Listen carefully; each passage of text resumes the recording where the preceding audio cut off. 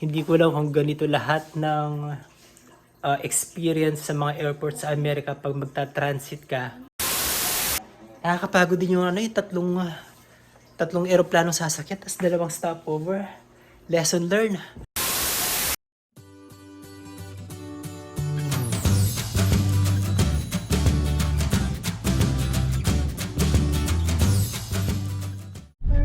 Say hi, right. It's time to go back to Canada. Hooray! Someone is crying. Someone is crying. Lola, hati kami ni Lola. Mommy's crying. Oh no, it's not mommy. It's crying. It's ate. See you later at the airport. Bye-bye! 1 hour later.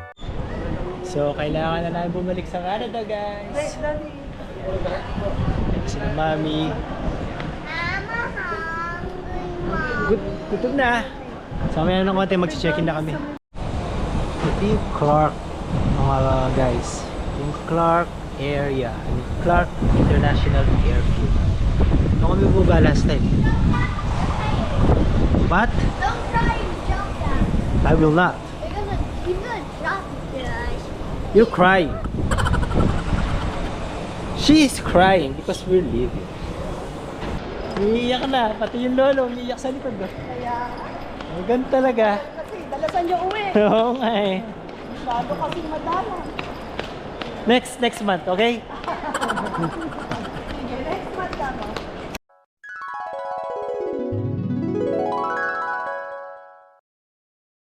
One eternity later. So guys, nasa LA airport kami. Buti na lang 5 oras yung stopover namin. Kasi kung kulang sa 5 oras yung stopover namin, baka magahol kami sa oras. 2 oras ang inabot namin sa immigration, guys. So kung magta-transit kayo, iwasan nyo na lang yung LA airport. Kasi nga, sa immigration mauubos yung oras mo. 2 oras ang inabot namin doon. Ay meron pa kami natitirang 2 oras para makasakay. So hopefully hindi kami mali. Pupunta na kami ng Vancouver after this set.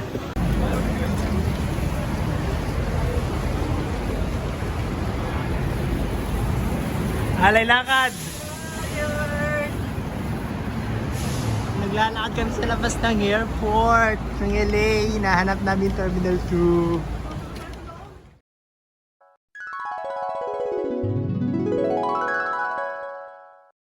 Six hours later. Hello guys! So after 3 airplanes, 2 stopovers, and 29 hours later, nakarating na kami dito sa bahay namin sa Richmond, Vancouver from the Philippines. Nakakapagod, especially sa Los Angeles Airport. Hindi ko alam kung ganito lahat ng transit sa Amerika. Pero yung 5 hours na stopover namin sa LA, ni minsan hindi kami umupo para magpahinga. Ang tagal dun sa border inspection, napakatagal dun, sobrang dami ng tao. Tapos pumipila pa kami, halos 2 oras yung inabot namin nun. Tapos bumaba kami sa Terminal B. So hinahanap ko yung aeroplano namin, hindi ko makita. Nagtanong ako sa information, sinabi nila nasa Terminal 2 yung aeroplano namin. So kailangan namin lumabas ng Terminal B at maglakad papunta sa Terminal 2. At hindi lang yon, yung mga bagahe namin na chinek-in namin sa Pilipinas, pagdating pala dito sa LA, ilalabas ulit yun. So kailangan pumunta pa kami sa baggage counter para kuhanin yung mga bagahe namin, ilagay dun sa cart namin. Tapos pumunta kami sa Terminal 2, kinuha namin yung mga baggage namin, yung mga check-in luggage namin.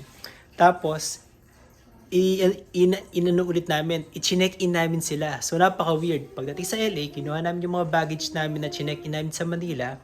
Pagkatapos namin kinuha, pumunta ulit kami sa isang check-in ng mga luggage. Tapos, parang ni-recheck-in namin sila.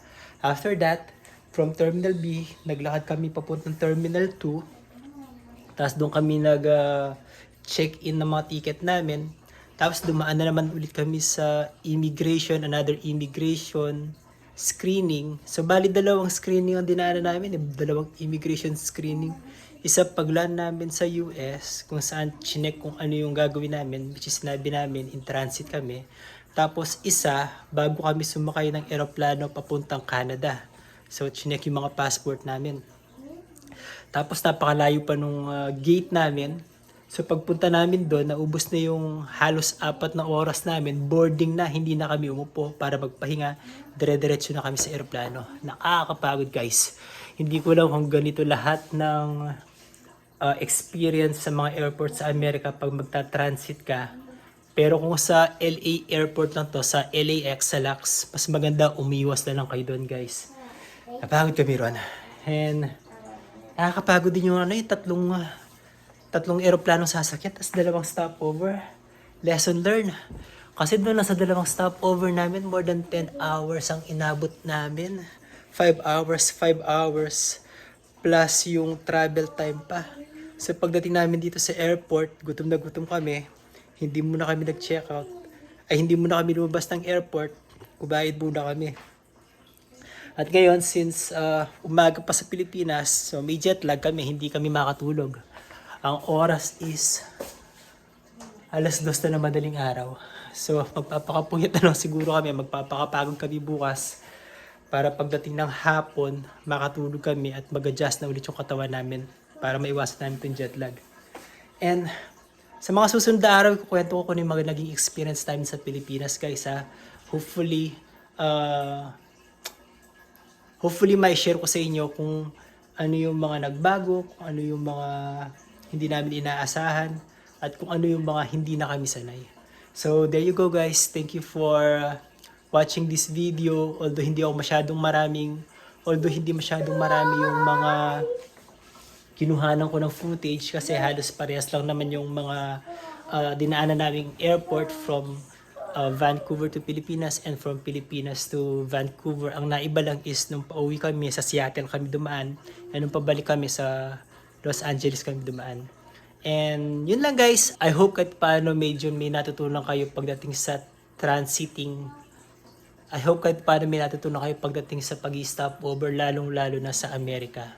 So, kung mag-stopover kayo sa Amerika at kung hindi lang sa LA nangyayari to, mas maganda habaan nyo yung stopover nyo. At least 5 hours para hindi kayo magahol sa oras. So there you go guys. I hope you subscribe to my channel, click the notification bell, like this video, and drop a comment na rin guys kasi nakakatulong yun sa algorithm ni YouTube para i-promote nyo yung YouTube channel namin. Say bye-bye to them. Bye-bye. Bye-bye. Bye-bye. Bye-bye. Bye-bye. The next day. Are you happy now?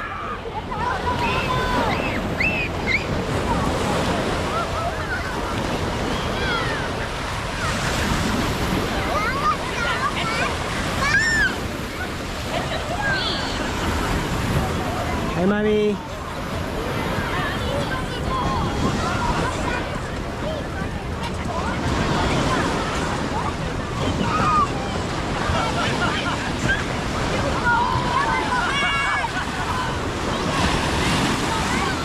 Alright, jump!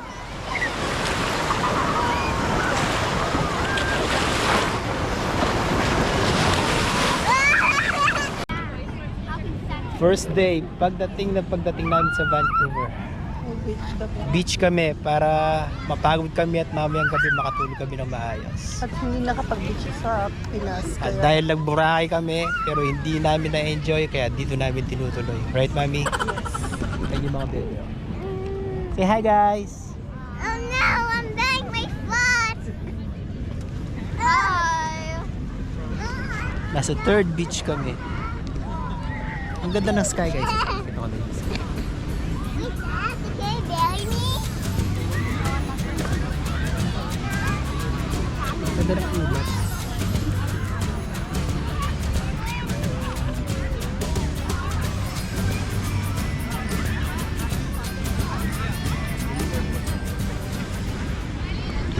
Mamay, pag-usapan natin Pilipinas. Ano, nakakamiss mo yung Pilipinas? Yeah.